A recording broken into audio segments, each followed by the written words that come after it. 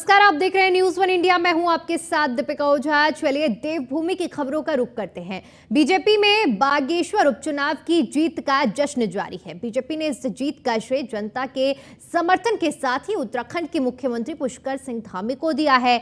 BJP CM Dhami को सम्मानित करने के लिए समारोह आयोजित करेगी। इसके साथ ही बीजेपी संसदीय सीटों की बैठक शुरू कर चुकी है। आज टिहरी सीट की बैठक से इसकी शुरुआत होने जा रही है।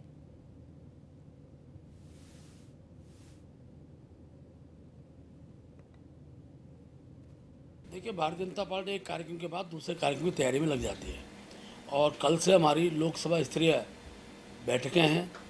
सेवा पखवाड़ा कार्यक्रम की दृष्टिगत साथ साथ नगर पंचायत, नगर पालिका और लोकसभा चुनाव की दृष्टि से आगामी माह में चलने वाले कार्यक्रमों का स्वरूप तय करेंगे। कल प्रातः 9:30 बजे पहले लोकसभा के सांसद, हमारे जो राज्यसभा के सांसद जिन्हें जो जिला अडॉप्ट किया है उस जिले के सांसद, हमारे प्रदेश के लोकसभा के पदाधिकारी जो उस लोकसभा में रहते हैं और सारे विधायकों की बैठक हमारी कल से रहेगी और पूरी लोकसभा के मंडलों के अध्यक्ष, मंडलों के महामंत्री, हमारे जिला अध्यक्ष, जिलों के मोर्चों के प्रभारी के साथ बैठकर हम कार्यक्रम रचना बनाएंगे। देखिए, भारतीय वहीं जोशीमठ आपदा को लेकर कई महीने बीत गए हैं, लेकिन लोगों की समस्याओं का अभी तक समाधान नहीं हो पाया है। ऐसा कहना है कि स्थानीय विधायक राजवेंद्र भंडारी ने कहा कि 400 से ज्यादा परिवारों को आपदा प्रभावित के रूप में चिन्हित किया गया, लेकिन अभी तक केवल 80 परिवारों को ही मुआवजा दिया गया है। वहीं पूर्व में बद्रीनाथ से विधायक रहे मौजूद बीजेपी प्रदेश अध्यक्ष ने इस पूरे प्रकरण पर जवाब दिया है। उन्होंने कहा कि कांग्रेस के नेता भ्रामक खबरें फैला रहे हैं।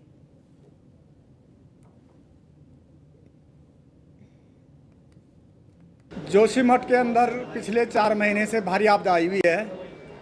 सरकार वादे और बातें बहुत बड़ी बड़ी करती है, सपने भी बहुत दिखाती है, परंतु धरातल पे कुछ भी नहीं हुआ है। केवल 80-82 परिवारों को मुआवजा दिया गया है और 400 से ऊपर परिवार जो है नामांकित हैं, रेखांकित हैं, आइडेंटिफाई हैं, उनको आज तक मुआवजा नहीं मिल पाया। और ये बहाना लगाया जा रहा है कि सरकार के पास पैसा नहीं है। अब हकीकत क्या है ये तो सरकार जाने।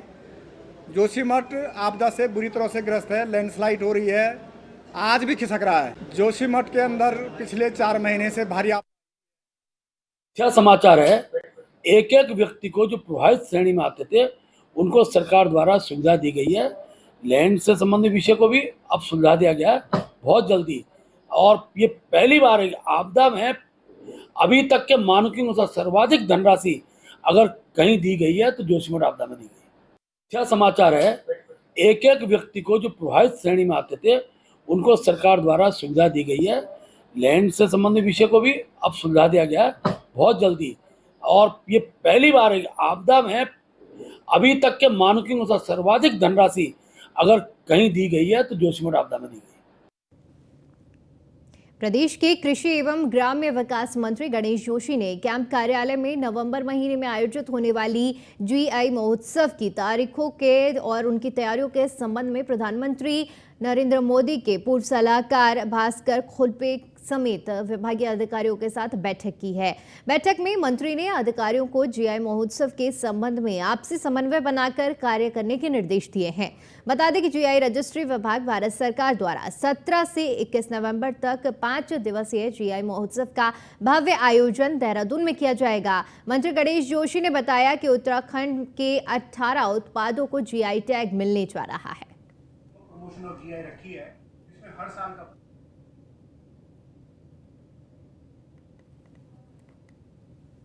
उत्तराखंड के लगभग 18 उत्पादों को जीआई टैग मिलने वाला है, जो एडिशन टैग, जिसमें 12 हमारे कृषि विभाग के हैं और 6 इंडस्ट्री के हैं।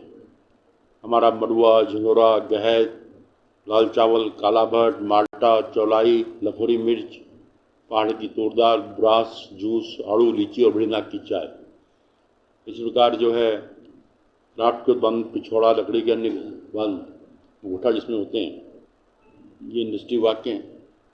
और इसके लिए 17 से 21 नवंबर तक एक मेला हम यहाँ पर लगाने जा रहे हैं। वहीं नगर पालिका पौड़ी के वार्ड नंबर 7 की सभासद अनीता रावत ने जिलाधिकारी को ज्ञापन सौंपा। पालिका अध्यक्ष पर उनके साथ बदसलूकी करने का आरोप लगाया गया है। अनीता रावत का कहना है कि 8 सितंबर को नगर में बंदरों की समस्या को लेकर नागरिक कल्याण मंच के कुछ लोगों के साथ पालिका अध्यक्ष के कार्यालय में गई थी, जहां पर पालिका अध्यक्ष द्वारा उन्हें पहचानने से भी इनकार कर दिया गया और उनके साथ बदसलूकी की गई। वहीं पालिका अध्यक्ष यशपाल बेनाम से भी सभी इन आरोपों को उन्होंने गलत ठहराया है। देखिए, ये कोई नई बात नहीं है कि जो इन्होंने आज मेरे साथ अभद्रता की है। 5 साल से मैं उनकी इस प्रताड़ना को झेल रही हूँ और आज की डेट में मैंने इनके खिलाफ पहले भी एक कार्रवाई की थी, शिकायत पत्र दिया था एसपी मैडम से लेकर महिला आयोग तक, परंतु इनके लिए कोई ठोस कदम नहीं उठाया गया, इसलिए क्योंकि मेरे पास प्रूफ नहीं था। परंतु आज मेरे पास वीडियोस भी हैं और नागरिक कल्याण मंच के वरिष्ठ लोग मेरे साथ खड़े हैं और मेरे पास जो वीडियोस हैं उसमें साफ दिख रहा है कि ये किस तरह से इनकी अभद्रता प्रदर्शित हो रही है। इनका मेन जो कहना है कि मेरी नगर पालिका, मैं पौड़ी की जनता से और बीजेपी सरकार से ये प्रश्न करना चाहती हूँ कि क्या वास्तव में नगर पालिका अध्यक्ष यशपाल बेनाम की वो नगर पालिका है या बीजेपी सरकार की वो नगर पालिका? मेरे सामने आए थे और उन्होंने एक लेटर मुझे दिया है जिसमें उनके द्वारा एक शिकायत की गई। इस संबंध में उन्हें यही मेरी तरफ से सजेस्ट किया गया है कि एसएसपी पौड़ी स्तर पर इस समस्या को महिला थाने या महिला परिवार के उसमें दर्ज करवाते हुए कार्रवाई करने के लिए मेरे सामने आए थे। उत्तराखंड में डेंगू महामारी का बढ़ता प्रकोप जहां सरकार प्रशासन के लिए चिंता का विषय बना हुआ है, वहीं दूसरी ओर स्वास्थ्य विभाग ने भी डेंगू से निपटने के लिए कोरोना की तर्ज पर ही काम करना शुरू कर दिया है। स्वास्थ्य सचिव आर राजेश कुमार की माने तो पूरे प्रदेश में 1130 डेंगू के मामले अब तक सामने आ चुके हैं, जिसमें सबसे ज्यादा देहरादून, हरिद्वार और पौड़ी जनपद में डेंगू के मामले सामने आए हैं। स्वास्थ्य सचिव ने कहा कि डेंगू से निपटने के लिए दिशा निर्देश और गाइडलाइन दोनों ही जारी कर दिए गए हैं, जिसमें अब देहरादून में शुरुआती चरण में कैंटोनमेंट जोन डेंगू को लेकर बनाने का काम किया जा रहा है। इन सभी कैंटोनमेंट जोन में नोडल अधिकारी नियुक्त किया जाएगा। स्वास्थ्य विभाग की टीम भी वहां पर निरीक्षण करेगी। देखिए, फिलहाल 1130 केस की पुष्टि हुई है पूरे स्टेट में। इसमें सबसे ज़्यादा देहरादून जनपद में 655 केसेस हैं, followed by Haridwar and Nainital and उसके बाद पौड़ी गढ़वाल। तो डेंगू मैनेजमेंट के संबंध में समय समय पे स्टेट हेल्थ डिपार्टमेंट द्वारा दिशा निर्देश जारी किए गए हैं। इसमें कोविड प्रॉपर मैनेजमेंट से लेके प्रिवेंटिव मेजर्स एंड ट्रीटमेंट इत्यादि के संबंध में विस्तृत गाइडलाइंस हम लोगों ने समय समय पे जारी किया है। आज भी हम लोगों ने डिस्ट्रिक्ट एडमिनिस्ट्रेशन देहरादून के साथ वीसी की है और एक कंटेनमेंट जोन देहरादून में जिलाधिकारी सोनिका ने जनता दरबार लगाया और लोगों की समस्याओं को सुना। डीएम को जनता दरबार में लगभग 97 शिकायतें मिली, जिसमें अधिकतर आपदा, अतिक्रमण, जमीन से जुड़े हुए मामले सामने आए हैं। जिलाधिकारी ने अधिकारियों को इन शिकायतों का संज्ञान लेकर उचित कार्रवाई करने के निर्देश भी दिए हैं।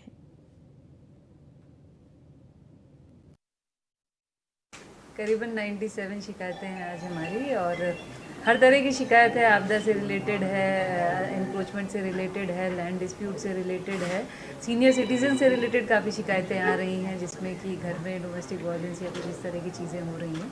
तो सभी चीज़ों को सभी अधिकारियों को इंस्ट्रक्शन दिए गए हैं कि तत्काल जो जल्दी से निस्तारित हो सकती है इमीडिएटली उनको इमीडिएटली कर लें और जो थोड़े से लैंड डिस्प्यूट रिलेटेड हैं उनको तरीके से देख के तत्काल निस्तारित करें। करीबन 97 शिकायतें हैं आज हमारी और हर तरह की शिकायत है, आपदा से रिलेटेड है। जिलाधिकारी टिहरी मयूर दीक्षित ने जनता दरबार कार्यक्रम आयोजित किया। इसमें 35 शिकायतें मिली, जिनका जिलाधिकारी ने मौके पर ही निस्तारण कराया। जिलाधिकारी ने कहा कि भारी बारिश के बाद दीवार टूटने के मामले सामने आए हैं। कुछ मामले पेयजल से संबंधित और पुनर्वास से संबंधित हैं, जिनको आज भी अधिकारियों को निरीक्षण करने के निर्देश दिए गए हैं।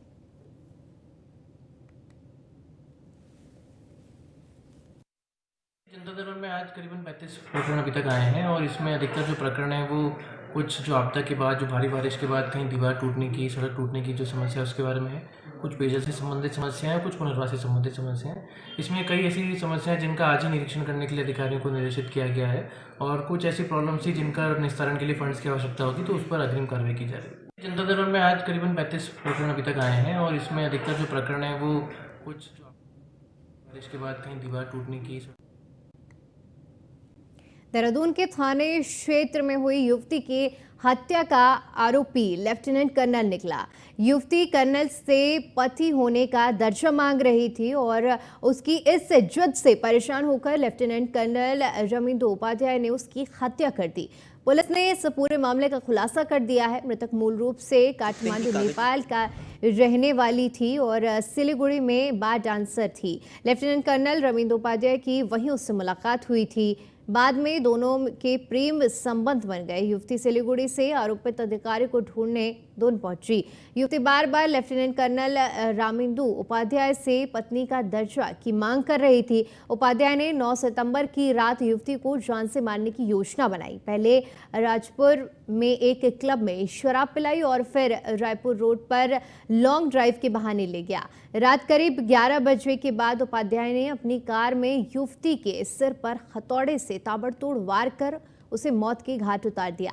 इसके बाद शव को वहीं किनारे में सड़क में बने नाले के पास में फेंक कर चला गया।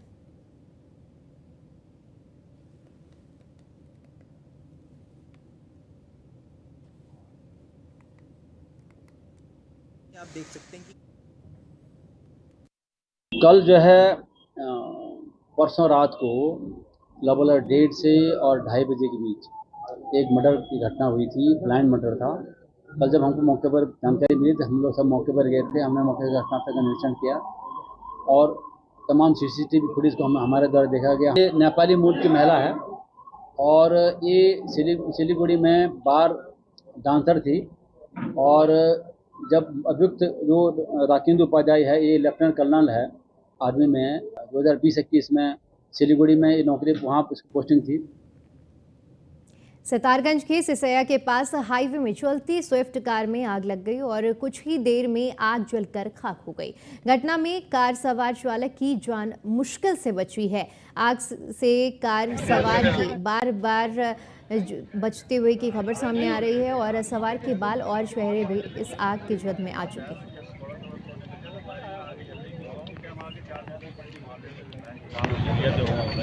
हाथों से कैसे मार रहे हो? जब धुआं निकला थोड़ा भागे उनसे नहीं। तीर्थनगरी ऋषिकेश में डिपार्टमेंटल स्टोर के नाम पर खोली जा रही शराब की दुकानों का विरोध थमता हुआ नजर नहीं आ रहा है। सरकार तक अपनी आवाज पहुंचाने के लिए उत्तराखंड जन विकास मंच के बैनर के तले दर्जनों लोगों ने धुन तिराहे पर 1 दिवसीय धरना प्रदर्शन किया। आरोप लगाया जा रहा है कि सरकार डिपार्टमेंटल स्टोर के नाम पर शराब की दुकानें खोलकर लोगों को गुमराह कराने का काम कर रही है। उत्तराखंड जन विकास मंच इसे बर्दाश्त नहीं करेगा। मंच के अध्यक्ष आशुतोष शर्मा ने हाईकोर्ट के एक आदेश का हवाला देकर कई सवाल सरकार पर खड़े किए हैं। उन्होंने जल्द से जल्द शराब की दुकानें बंद करने की मांग की है।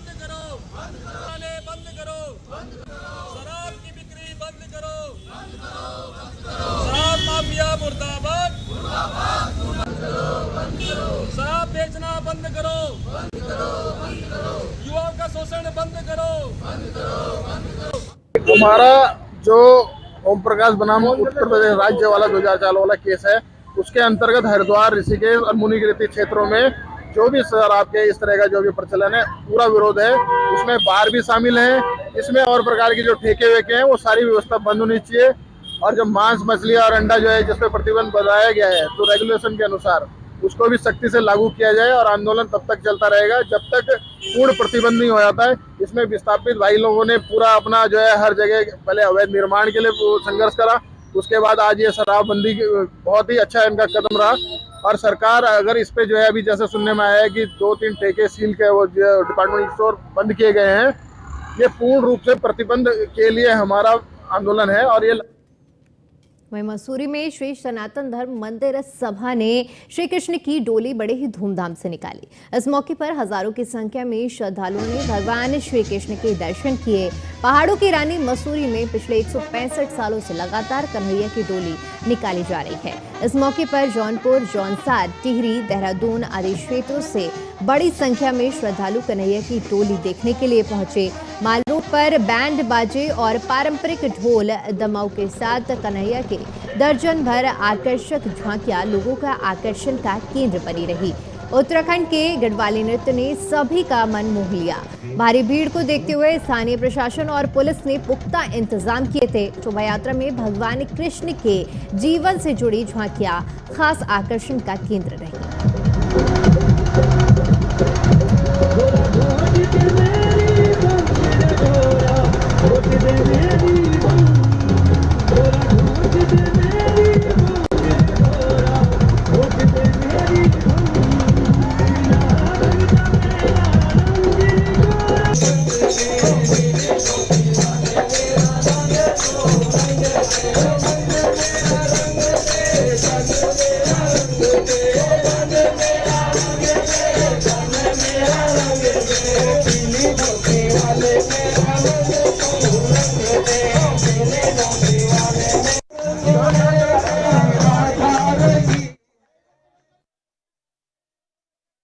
जब से मसूरी बसी है तब से ही ये कृष्ण की डोली, सनातन धर्म मंदिर की स्थापना लंदौर में हुई थी, तब से कृष्ण भगवान की डोली जन्माष्टमी के ठीक अगले इतवार को निकलती है। उस समय अंग्रेज लोग इस डोली को निकालने के विरोधी थे, तो हमारा अखाड़ा सबसे आगे चलता था, जो युद्ध शैली में पारंगत था, और उन्होंने कह रखा था कि डोली को हम किताबघर तक पहुंचा के, कपूरथला स्टेट तक पहुंचा के, और जब से पौड़ी में हाईकोर्ट के आदेश के बाद मंडल मुख्यालय पर स्थित श्रीनगर रोड में अवैध 34 दुकानों पर प्रशासन का बुलडोजर चला था, जिसके बाद से ही अतिक्रमणकारी लगातार खुद को विस्थापित करने की मांग जिला प्रशासन और नगर पालिका से कर रहे थे। अतिक्रमणकारियों का एक प्रतिनिधिमंडल पूर्व मुख्यमंत्री तीरथ सिंह रावत से मिला और विस्थापन की मांग की, जिस पर पूर्व मुख्यमंत्री तीरथ सिंह रावत ने कहा कि इस संबंध में शासन स्तर पर बात की कर दुकानों के और उनके दुकानदार के हक के फैसले लेने की कवायद को शुरू किया जाएगा, जिससे इनकी रोजी रोटी पर संकट नहीं आए।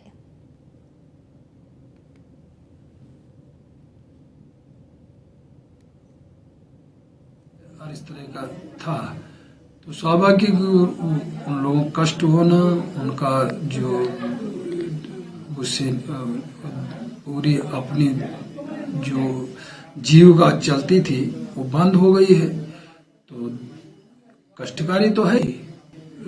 निश्चित तो विस्थापन की बात हुई है, तो मैंने विषय हुआ, नगर पालिका चेयरमैन था, तो उन्होंने कहा इस बारे में हम सोचेंगे और हमारा प्लान है। तो ऐसे जो लोग उससे जो प्रभावित हुए उनको कहीं ना कहीं जगह दे, उसी पे उनका आश्रय और इस तरह का था, तो स्वाभाविक उन लोगों को कष्ट होना, उनका जो उससे पूरी अपनी जो जीविका चलती थी वो बंद हो गई। यहाँ पे पौड़ी में अतिक्रमण में दुकानें टूटी गई थी, 32 दुकानें टूटी गई थी, और सारे ये लोग यहाँ पे माननीय सांसद महोदय जी को यहाँ पे मिलने के लिए आए थे, और माननीय सांसद जी महोदय द्वारा जो उनको पूरा आश्वासन दिया गया कि जो कोर्ट के आदेश थे, कोर्ट के आदेश के आगे तो कोई भी कुछ नहीं कर सकता है, लेकिन उनके द्वारा आज जो है उनको पूरा आश्वस्त कर दिया गया है कि उनके लिए हम जो है कहीं ना कहीं व्यवस्था करेंगे और उनको जो है दुकानें हम देंगे। तो सभी लोगों की यहाँ पे सहमति बनी कि चलो जो है अस्वस्थ होके गए सारे लोग। यहाँ पे पौड़ी में अतिक्रमण में दुकानें टूटी गई थी, 32 दुकानें टूटी गई थी, और सारे ये लोग यहाँ पे माननीय सांसद महोदय जी को यहाँ पे मिलने के लिए आए थे, और माननीय सांसद जी महोदय द्वारा जो उनको पूरा आश्वासन दिया गया कि जो कोर्ट के आदेश थे, कोर्ट के आदेश के आगे तो कोई भी कुछ नहीं कर सकता है, लेकिन उनके द्वारा आज जो है उनको पूरा आश्वस्त कर दिया गया है कि उनके लिए हम जो है कहीं ना कहीं व्यवस्था करेंगे और उनको जो है दुकानें हम देंगे। तो सभी लोगों की यहाँ पे सहमति बनी कि चलो जो है अस्वस्थ होके गए सारे लोग। यहाँ पे उत्तराखंड में 2024 में राष्ट्रीय खेलों का आयोजन किया जाएगा। राष्ट्रीय खेलों में मलखम्ब, योग और कराटे को भी शामिल किया जा रहा है। उत्तराखंड में होने वाली राष्ट्रीय खेलों में कुल 38 खेल स्पर्धाएं तय की गई हैं। अभी तक इंडियन ओलंपिक एसोसिएशन से 34 खेल स्पर्धाओं के आयोजन की अनुमति मिली है। प्रदेश सरकार ने 4 खेलों के चयन के लिए मलखम्ब, योगासन और कराटे का चयन किया है और जल्द ही चौथे खेल के लिए भी चयन की उम्मीद जताई जा रही है। प्रदेश के 7 शहरों में राष्ट्रीय खेलों की स्पर्धाएं आयोजित की जाएंगी।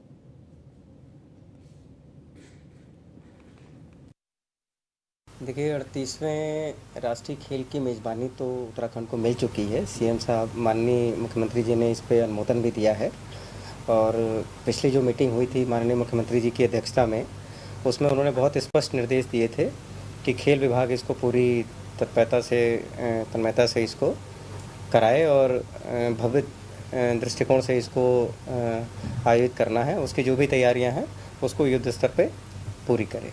देखिए, 38वें राष्ट्रीय खेल की मेज़बानी तो